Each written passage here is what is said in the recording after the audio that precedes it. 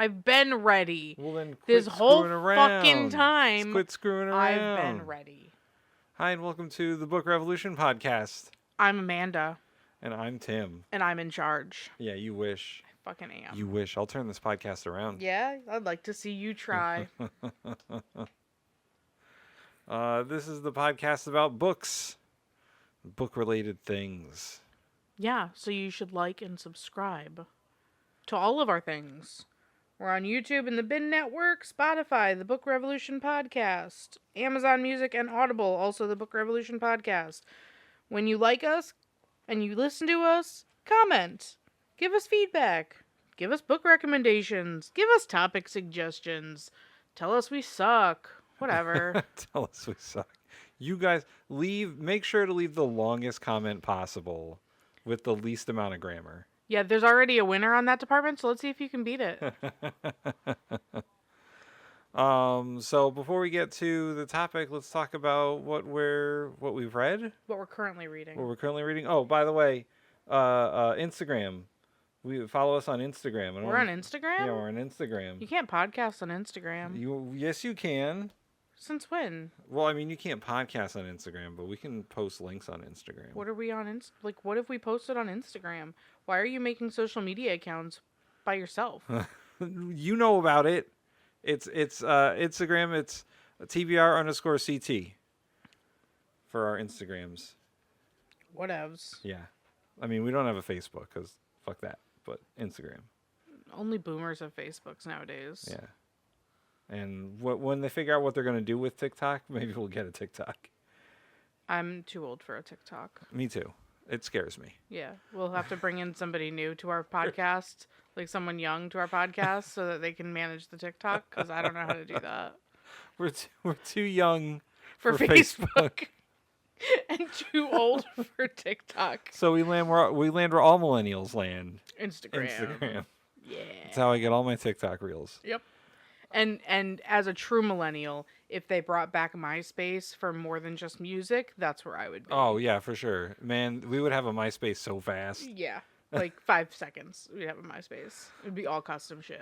It'd be fantastic. And the Kickstarter, I promise, is coming. We changed around a little bit what we wanted out of the Kickstarter itself. So instead of doing just like a pop-up shop, I think we're going to buy like a bus. Yeah, well, we'll decide. Yeah. But things happen. Yeah, so, we have to decide on things first. Slight change in plans, but it will be coming soon. And now on to what we're currently reading. Yeah, you want to go first or want me to go first? I'll go. Oh, joke, I'm in charge. You're not in charge. I'm in charge. I'm going to go first. That's because I want you to go first. Whatever. It's because I want to go first.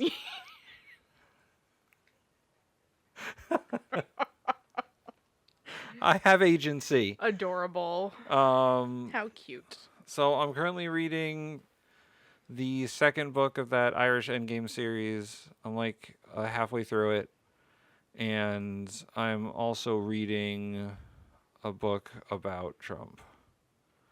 That is more for school than for my own pleasure. It's called The Divider.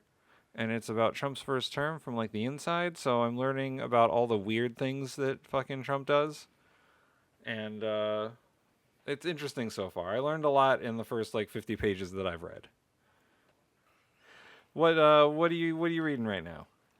I'm currently reading The North Wind by Alexandria Warwick. Okay. It's a romantasy. It's a part of at the moment, 2 books are in the series. I don't know how many are supposed to be there. Who the hell knows?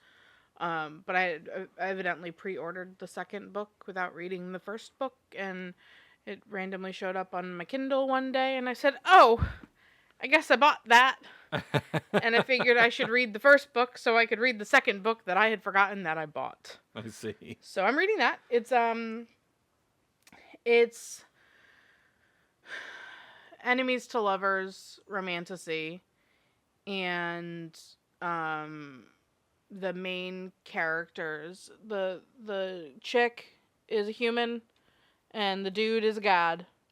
He's the god of the north wind and winter, basically. So I don't know, it's interesting. They're still enemies, so I'm assuming it's enemies to lovers. I'm about halfway done and they're still enemies. So we'll see how it goes, but it's not bad. It's they're giving the main character like a, I don't know, like a revelation type storyline, meaning that they're kind of they're making her question her sense of her world and what her beliefs are. So it's interesting. I don't mind it. I started to read it a couple months back, and I found the beginning of it too similar to the very beginning of the Akatar series. And I think it had just been too close to when I had read that last, so I took a break. And now that I went back to it, it's nothing like Akatar, so it's nice. I like it. Okay. So it's been a while since we've done an episode. Mm-hmm. There's a little bit of a gap between, like, I don't know. Our last episode was around New Year's, and it's now like way past that. Yep. So we've read some stuff since then, and I wanna do two things with this episode. We did an episode in between, Did we? didn't we? I don't think so. We did an end of the year episode. We didn't do an Onyx Storm episode. No, that's part of this episode, I think. Oh. I wanted to do an Onyx Storm episode, but you were like, it's too soon. It was too soon. I couldn't talk about it yet. So here's what I want to do. Okay. I want to talk about Onyx Storm, and then I want to talk about the book we both read, Blood Over Brighthaven. So which do you want to do first? I don't know why you think that you get to do whatever you want to do in this podcast. I'm in charge. Which is why I'm giving you the choice of which you want to do first. No, you're not giving me the choice. It just is my choice inherently. Uh-huh. And therefore, we're going to talk about Blood Over Brighthaven first. Okay. You're welcome. Okay. For making that decision for you. So this is like the first book that we've both read and talked about on the podcast. Yes. Actually, have we both read any books? I don't know. I don't know if you've ever completed any of the books that you've started that we both were supposed to read. What were we supposed to read? Well, like Game of Thrones I read and you started, but I don't think you made it through book 1. No. Hunger Games I read and I feel like you started, but I don't think you made it through Hunger Games. I listened to the audiobooks for Hunger Games. Okay, so we've done that together. Yeah. Harry Potter you've never read. I read the first book. Okay, so we've read that, just not at all together. Yeah, I read the first book in like 7th grade or some shit like that. Yeah, it was a long freaking time ago.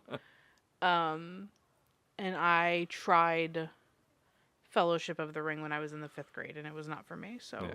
So this is like the first book that we've like actively read together. It's and it's definitely the first book that we've read close to each other, also, because I think Hunger Games you read a lot later than I did. Yeah. I think you read it. And then I saw the first movie, and then I did the audiobooks. Yeah, and I read them all before the movie, so yeah, this is the first one that we've read within, a couple weeks of each other. So probably for the rest of this podcast, heavy spoiler warning. For both Blood Over Brighthaven and Onyx Storm and the full Imperium series, because I'm not holding back on Onyx Storm when we get there. Actually, you know what? Let's give a quick spoiler-free review of Blood Over Brighthaven, and then we'll go into spoilers. Okay. So, would you like to go first, or should I go first, since you get to make all the decisions? Thank you for finally acknowledging that this is a matriarchy society in this podcast and in our home. So, you who's can go going first. Okay. That's good, because it was my book. Because ladies first. Whatever. It was my book. Ladies first. Anyway. You're welcome for buying it for you. Clearly, I picked a good book. So I gave it 5 stars on the old story graph. I did not. Okay. Really? Yeah. Oh, wow. I thought the main character had a very strong arc. I liked the story overall. It had a very unique magic system. Mm-hmm. And I thought the themes throughout were very...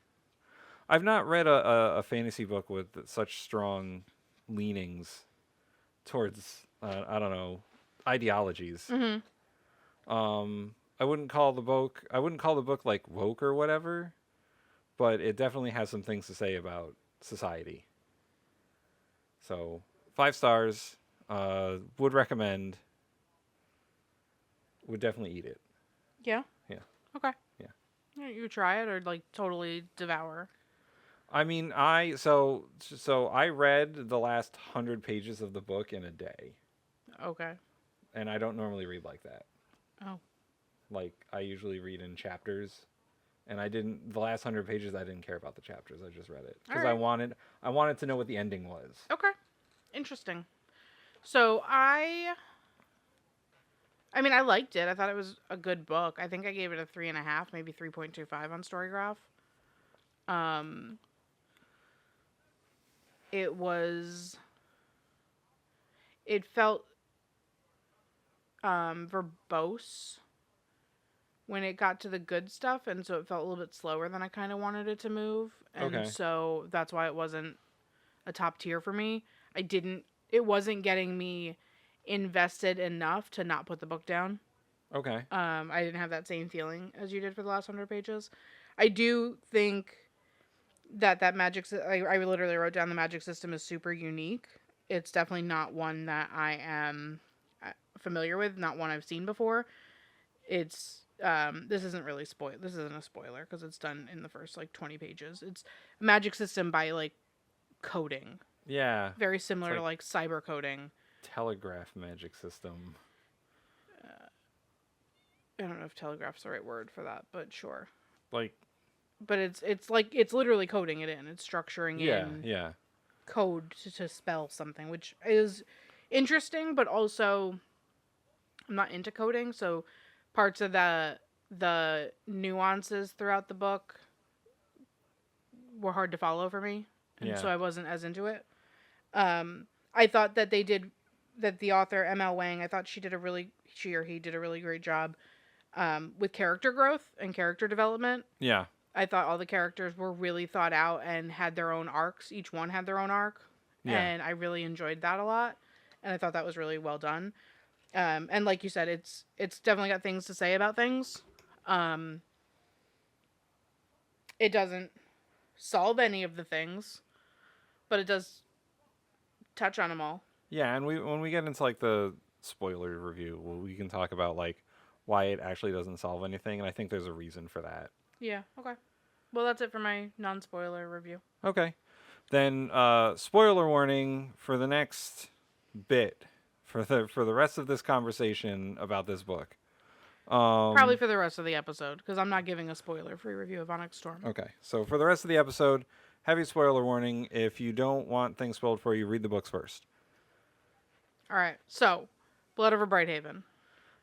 I think that the level of the way that they wrote specifically the sexist problems and the patriarchy problems was so authentic and realistic that it made me so angry to my core, because things that existed in this book and in this fantasy realm literally happen on a daily basis as a woman, and it was super frustrating. And I think that's also probably why I don't give it as high of a rating as I did, because I do enjoy fantasy to escape things, and it was just very realistic from that perspective.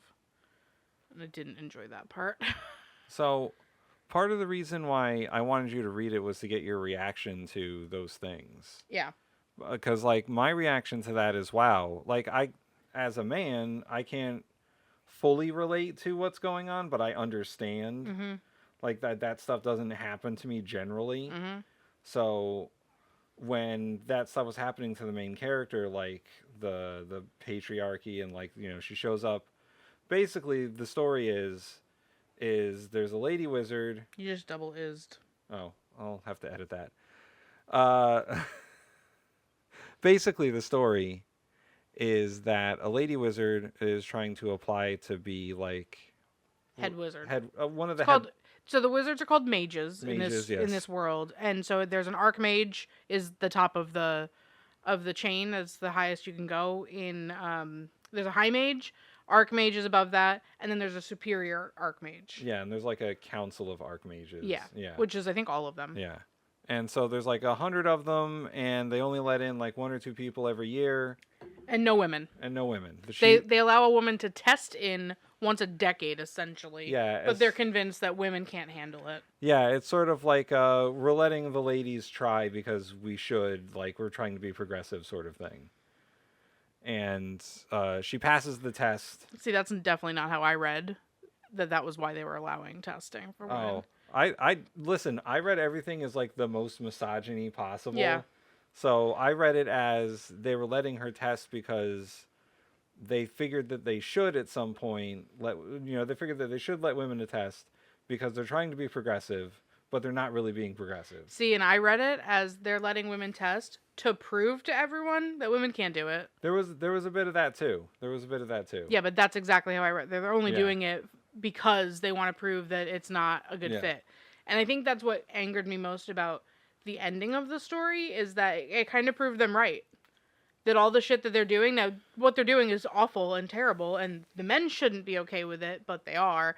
And the fact is, they let a woman in, and she wasn't okay with it, and proved them right that a woman couldn't handle it. Yeah. And that yeah. was super frustrating as a woman. Now, and it, like, I think because the storyline is what it is, like, and because what they're doing and what Siona is trying to uncover and show the general population is so terrible that I'm very torn, right? Because she's obviously done the right thing, trying to uncover the truth and try to get everyone in. I shouldn't say obviously. I don't know how you feel about it. Maybe you don't think it's the right thing. But I felt like it was the right thing to do to get everyone up to speed on the truth. But it just proved their entire concept that a woman couldn't handle the truth that they were hiding from people. Yeah. And that was really frustrating. Yeah. I thought that it was the right thing to do, but maybe the wrong way to go about it. How would you have gone about it? I don't know, but No, I'd like to hear that though. Like what? Because from a from a woman's perspective, she had no other choice. That was the only way to do it. So I'd like to see from a man's perspective what you thought maybe another option would have been. So after she went to her mentor, Brigham. Mm-hmm. and he said, "Yeah, no, we knew the whole time." Yep. I think that her recourse shouldn't have been to, like, basically nuke everything. I thought that she could have shown everyone without killing everyone. Mm-hmm. I mean, she didn't technically kill everyone. No. She, I mean, yeah, she didn't technically kill everyone. But and she didn't force Tomil into killing everyone either. Right. She literally said, "No hard feelings, no matter what you do." I think she should have. I think she should have left it more up to the Quinn. On like what to actually, like, the aftermath. I think that Which piece of the aftermath? I think what to do with, like, the High Magistry. Like, I think she should have left it up. I think should have put it more in their hands. Right, but they didn't have any access to power. Yeah, but she could have given them access to power. No, she couldn't. There was only the one spellograph, and neither of them knew how to code, and she knew she was going to be executed. I suppose. I just think that, like, I don't know. I was very shocked by the amount of death and destruction at the end of the book. Oh, see, I was totally fine with that. Totally fine. 100%. And I liked that they killed her. I do. I did like that. I liked that she I did died. like the sacrifice. Yeah, I liked that piece.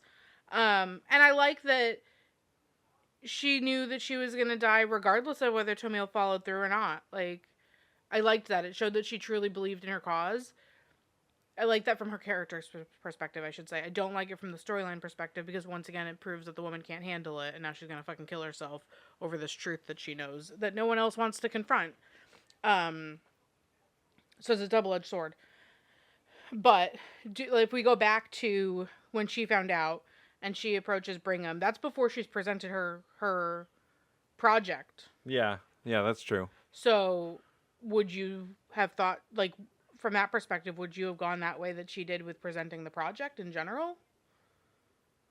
To Tamil, whatever his name No, is. to the mages. Oh, presenting you're the talking expansion about, project. Oh, I see. Like, that's where it all started. She presented that, and then they locked her up. Wait, what was the order that happened in?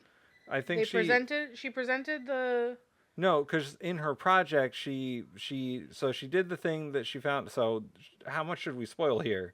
should we talk We about? said full spoilers. Read Okay. the book before you're listening. Okay. So, basically, what happens is she finds out that their magic, the source of their magic, is. I mean, if someone's already read it, then they already That's know true. that that's what's happened. Um. But I'm saying you said after she went to Brigham Yeah. that you would have done it differently from there. So the next thing that she did after Brigham was determine how to present her findings for the expansion project. Yeah, I think that I would have, instead of gone up there and did the things that she did, alter the spells for the reserve thing and basically present her findings as, I know what you guys did and we're all dead now. Like, that's basically what she did. As soon as those, because she went there as basically a ploy to buy time for the spellographs to get switched out, so the new ones would activate the spell that she implanted there, right? Mm-hmm. So I don't know if I would have if I would have had her like go to the thing to present. Well, then what would have ever happened? Nothing would have happened. She would have been written off as a crazy, hysterical woman who needed a freaking lobotomy, like her aunt tried to give her. Yeah. Like, that's what would have happened. I mean, I honestly don't know what my alternative would be. I guess from my perspective, I didn't not that I didn't understand. I was kind of shocked by the actions, which I guess is the point. Yeah. Like I didn't see her sacrificing herself to prove the point that she was trying to prove. I didn't see her character getting to a point where that was something that seemed reasonable for her, just because of how egotistical she was and how power hungry she was. I also did not see her sacrificing herself ever. However, burning it to the ground, 100% saw coming. I guess I more thought she was going to lead the revolution than sacrificing herself for the revolution. I thought that she should. So I thought that she would have lived. That's interesting because that's 100% a man versus female perspective, I think. Because since I've been through, not necessarily as intense of the things that she went through, but I've seen those things happen. I've seen where the especially a male mentor is like, oh no, you're not understanding it. Let's look at it from this perspective, and is trying to talk you out of what you know, what you thought you knew as fact. Yeah. And getting talked out of it sometimes, or not, but thinking you're crazy for not understanding what they're saying, and what they're saying is a lie. And so I've been there before. And I understand 100% that the response to that is never fighting it to fix it. Uh-huh. It's burn it the fuck down and start all over. Okay. I've done it in my career. I've gotten to that point and said, fuck it, I'm gone. I'm not going to try to fix the place. I'm not going to try to fix this toxicity. I'm going to burn it down and move on. Yeah. And I've done it a few times. So I saw that coming. Like, I saw that being the only, in my opinion, the only real response she could have had. Yeah. I thought that I thought that her plan was going to be to show everyone what was going on, sort of the way that she did it, but not sacrifice herself for the cause, to like join forces with the Quen and topple it that way, instead of just like burning it to the ground, like you said. But except for Tomil and Kara, I mean, even Kara, except for Tomil, not a single Quen thought they could have trusted her. Yeah. Even Tomil didn't really think he could trust her. You know what I mean? Like, there was no way to bridge that gap, because not only is it the sexism and patriarchy, but it's heavy racism on top. And that piece I don't know about. Yeah. But I can envision you have two completely different societies. It's like in when was desegregation? The 50s? The 60s? 60s, right? The 60s, yeah. So it's like during desegregation, white kids first seeing a black kid and a black kid's first seeing a white kid in school together. Obviously, they've seen each other. Right. But like having to cohabitate in school together, they're not trusting each other. Right. That one white kid, even though if they're make friends with a black kid, is not leading the black kids to revolution. And honestly, it's probably not a great place for the story to go now that I think about it. Like the minority group, this underprivileged group of people, have to be led by the privileged. Like, no, let them lead themselves. Right. They were not the savages that everyone thought they were, that the Taranish thought they were. So let them lead themselves. They don't need one of the Tyrannish to lead them. The Tyrannish are the ones who have kept them down this whole time. Having them lead them, I think, would have been extra racist. Yeah. So Siona never could have led them. She could have followed. She never could have been their leader. Yeah, I get where you're coming from. But aside from that, like the book had a lot of things to say about the patriarchy. It had a lot of things to say about racism. It had a lot of things to say about like environmentalism, because that's basically what the magic was doing, was ruining the environment. Yep. And class society. Classism. Yep. There was one kind of trigger warning about, there was like almost a rape scene between one of the high mages and the main character. Yeah. Luckily it got broken up. Yeah. I'm trying to think if there was anything else. I mean, there was just an insane amount of sexism, like all the way to the top of like the hierarchy of that magistry. Well, and it was sexism from the level of what I assume it was like to live in America in the early 50s. Yeah. Like, it was the sexism to the level of even the women believed that they're best served being housewives and stay-at-home people. Like, that was their only value to society. And it was just propagated from the top down. The part that I thought was most interesting about the role of women in the society was after Siona. Is that how you pronounce it? I've never Siona, but I don't know actually how it's supposed to be pronounced. I'm sure we'll find out when the movie comes out. Or if we just audiobooked it, or somebody who's listening to this might have audiobooked it, and I'm sure they'll correct us. They really need like phonetic spelling of names in these things. Yeah.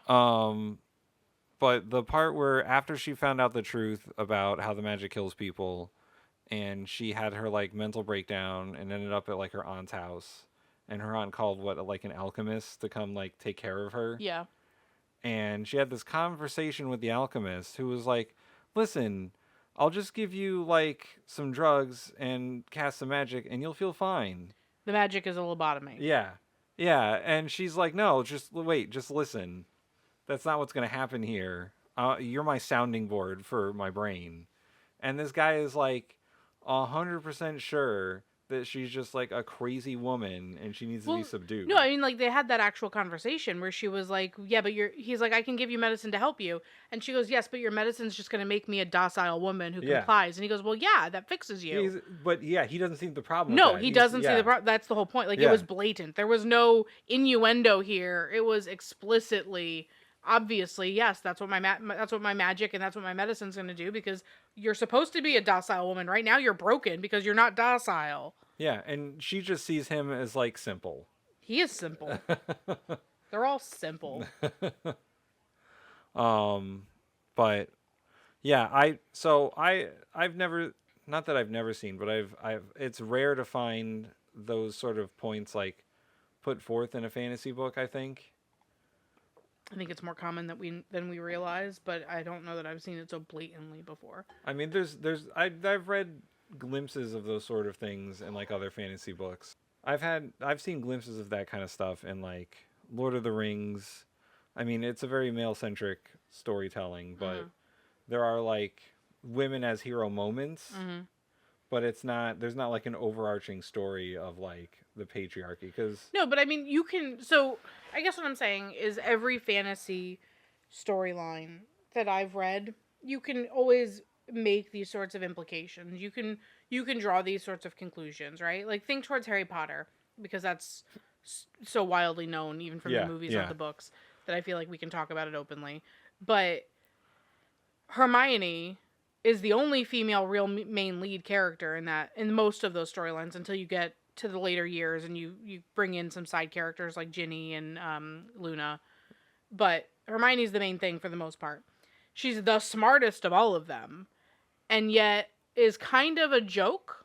Okay. Until you get to the end. Until Ron finally finds her, I don't know, sexually interesting. Right. But there's still patriarchy there. Like, Hermione should have been the one fucking winning everything. Right. Harry knows jack shit. He's just a white dude. He's just an enabled white dude. So I mean, like, it exists. It's just Yeah. not as blatant. Like, because she's friendly with them, she's not being brought down, but she really is, just not blatantly. So I think it's always undertones there, and that might just be a counterpart of our society that we live in, that we don't see those things when they're there Yeah. because we're so used to it. This one was very blatant because it was it was literally written like a society that I would have imagined what the 50s was like in Yeah. America to live in. Well, we can even talk about, I mean, if we're talking about like big properties that everyone knows, like the Hunger Games. Mm-hmm. Katniss is the main character. Yep. And for the first 2 books, she doesn't have a whole lot of agency. Yeah. Like, she's basically told what to do, and things are done around her to Yeah. keep her And she doesn't make any alive. decisions. Right, she doesn't make any until like the 3rd book. Yeah, in the 4th movie. Yeah. She's really not even making decisions in movie 3. Yeah. I mean, she understands in the 3rd book what her power is at that point. Yes, but she still doesn't use it to its full advantage. Well, she's still a pawn in someone else's thing. Yeah, until the Really, very end when she decides to no longer do that. Yeah, that's literally the last time. Like, even her deciding to go after Snow in the war zone in the city is still her being a pawn. Yeah. She's the only time she's not a pawn is when she's standing there with her bow and arrow to kill the president. Yeah. That is the only time. Or when she demands that they find and rescue PETA. I think that's the only other thing. No, that was still her being a pawn because what's her face? What's the District 13 Coin? President Coin. Yeah. Whatever. General Coin. I don't remember what her name is before she named herself president. But they said from the beginning, not from the beginning, but they said that what's her face wanted PETA originally. They didn't want Katniss. Right. She wanted PETA. Right. So her staving PETA for Katniss was to help make Katniss more docile and really get what she wanted from the beginning the whole time. Yeah. So it's there. And she's the main character of that entire story. Yeah. I'm just saying. It's always there. It's just we don't dissect it that much. We at least I don't. I'm sure other people do. I look at the stories from a different perspective, a little bit more optimistic perspective, because like I said about this book, like we live in the real world all the time. I don't really want to live there when I read. So I try to look at the optimistic side. But, you know, if you get down to it and you spend a couple of minutes actually reflecting on it, all of the fantasy novels have the undertones of patriarchy or racism or sexism or something. And it doesn't even have to be sexism against women either, right? Like, there's, I'm sure, fantasy novels that are so pro-female and pro-feminism that they do the opposite to the men. You know what I mean? Yeah, and if you know a book like that, recommend it, because that'd be interesting. It'll be interesting. Yeah. So let's switch gears to Onyx Storm. Yeah, which you didn't read. I didn't read it, so I'm going to hear about it from you. All right. I mean, I made an agreement with Amanda that I would read the fourth wing. Fourth wing, the first so one. that we could talk about that together. Yep. So tell me your take on the popular book that everyone's reading currently. Yeah, well, everyone who's reading it now is probably rereading it, if we're being honest. Yeah, so Onyx Storm was, God, that was a whirlwind. It left us on, obviously, a massive cliffhanger. There were moments of this book that I was crying. There was moments of this book that I was in too much pain to continue reading, where I'd put the book down and Tim would look over and, like, say, "Are you okay?" And I'm like, "I can't talk about it." Listen, this book did a lot of things, and I find it funny because it's the shortest of her books so far in this series, I think. Nope, I wrote them down. Fourth Wing was actually a little bit shorter, by 20 pages. But I mean, anyone who's read these books obviously knows that there's a massive, and I'm not going to do too much spoilers, because Tim might actually want to read book 3 after he reads book 1. We'll see. We'll see. But anybody who knows that the relationship and the slow burn that happens between Violet and her love interest just grows and grows. And in Onyx Storm, it felt like they were finally going to have their moment. And yet once again, a wrench is thrown into their plans. And once again, you're like, hoping, okay, here's the 5 minutes where they can finally just be themselves. And nope, now they can't because the next thing's on fire. I don't know. I saw a lot of things that happened that I did not expect. I really enjoyed the fact that we left the continent in this book and we got to explore the other areas. Zayden's finding Zayden's mom, that's insane to me. I don't know what's going on there. I want more of it, and I don't know that we're going to get it. And then the ending was just heart-wrenching. I don't know how this poor girl wakes up after 12 hours of being missing, or was it 18 hours, whatever, of being missing, and just has no fucking memory. What the hell just happened? This is not okay. It's So, not okay. were there things in the book that you expected to happen that didn't happen? No, I very clearly wanted no expectations going into the book. Okay. Because Rebecca Yarros is, like, evil. Rebecca Yarros, I think, enjoys shocking the fuck out of her readers. in like a Game of Thrones kind of way, where like, No, they're not killing people off. It's like the actual storyline. oh, I see. Like, Violet is the first person ever to bond two dragons, right? This happens in book 1. We all know this. Book 3, and you're told this whole time that when you lose a dragon, the rider dies. Okay. They're bonded, and when the dragon is gone, the rider is gone. But one of Violet's dragons leaves. Like, chooses to sever this connection and bounce. Okay. And that was heartbreaking. For reasons I can't tell you, because you're going to read Fourth Wing and find these things out. But the relationship that she had with this dragon was just so sweet and pure and kind. And then she left. And, like, I was in tears. I was like, I can't believe that. I was so heartbroken. It was like losing my best friend. Okay, so what was your review? Like, what's your Oh, it's 5 stars. 5 stars? Oh, yeah. 100%. Every single book in this series, 5 stars.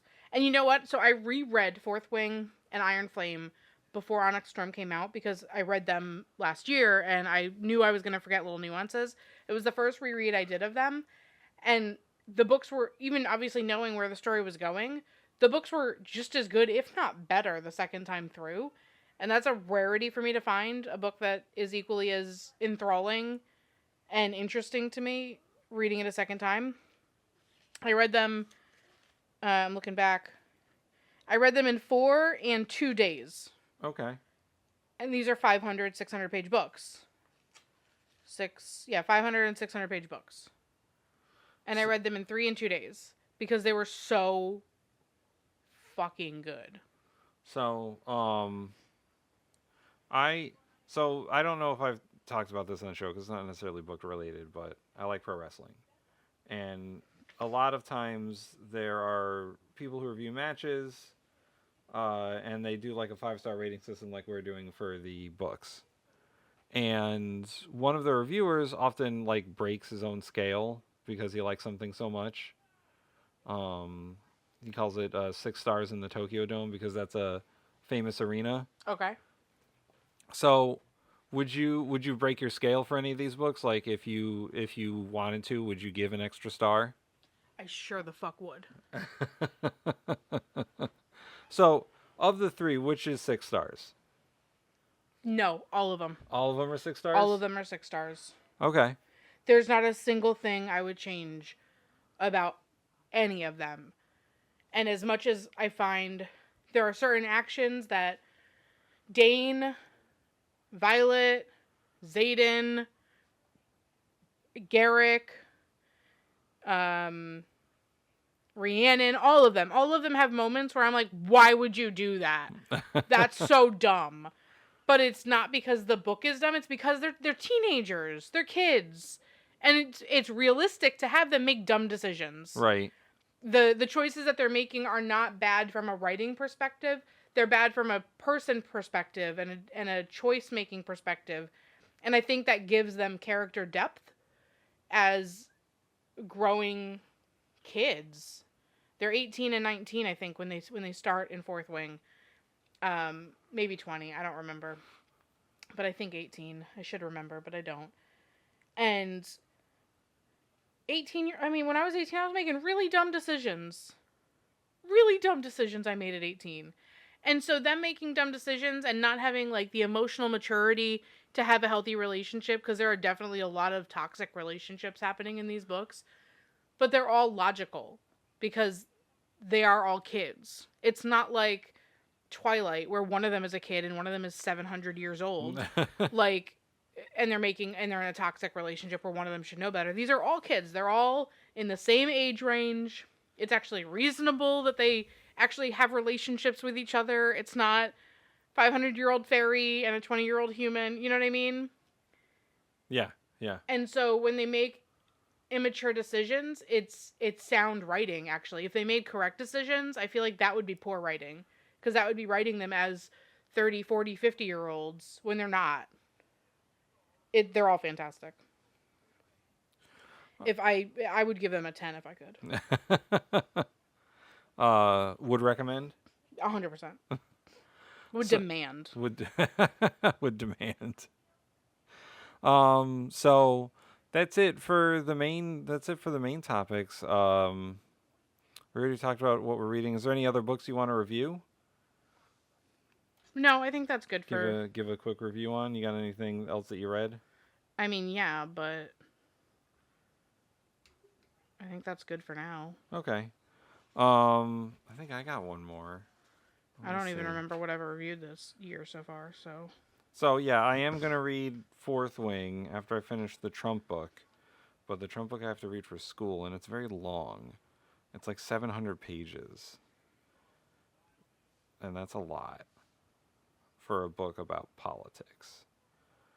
So, let's see. Did I read anything else that I can review? Maybe. Did I review... Well, I probably didn't review this because it's been a while. So, I listened to an audiobook. Recently, I finished it. It's called Comedy, Drama by Bob Odenkirk. Written by Bob Odenkirk. Narrated by Bob Odenkirk. Very good. I believe I gave it 4.25 stars on the old story graph. It's basically an autobiography. Oh, I gave it 4 stars. 4 stars. It's an audio biography on Bob Odenkirk. He was a sketch comedy and sketch comedy writer. He was an actor and a writer for a long time, and then he became Saul from Breaking Bad. And then he got his own television show from that called Better Call Saul. And the book is basically about his career in comedy, being a writer for SNL, and then doing his own sketch comedy show called Mr. Show, which apparently I have to watch now because it seems hilarious. And then doing Breaking Bad and Better Call Saul. Very good book if you want to know a lot about sketch comedy and acting. Very funny too. That's it. Are you done yet? Maybe. I wanted to give that one a quick review. All right. I like that you're getting through books a little bit quicker. Yeah, I've already read 3 books this year. That's awesome. Yeah. Anything else you want to say before we close out the show? You mean before I close out the show? Because I'm running the show? Whatever. Yeah, I do. Whatever. I think that I forgot to mention our Storygraphs at the beginning of the show, so make sure you follow us on Storygraph too. Storygraph is a app that we are not sponsored to say anything about, so Storygraph, if you want to sponsor us, give us money. But if you don't, that's fine too. But Storygraph is kind of like Goodreads, but cooler because it gives you stats and data on your shit. Yeah. Instead of just like what books you read and what's on your TBR. It does all of that too, but it also gives you cool graphs on, I don't know, what genres you're reading and how fast paced the books are, what themes and your average time to finish books. And I don't know, it's super cool. So follow me on there. I'm TBR Hammer. And follow me. I'm at Vic Striker. Cool. See you next time. Oh, yeah, and do all the stuff. like and comment, subscribe, all the fun stuff. Yeah, we said that already. Yeah, we got to say it at the end too. No, we have to have faith that our readers, our listeners, have memory. All right, we'll see you next time on the Book Revolution podcast.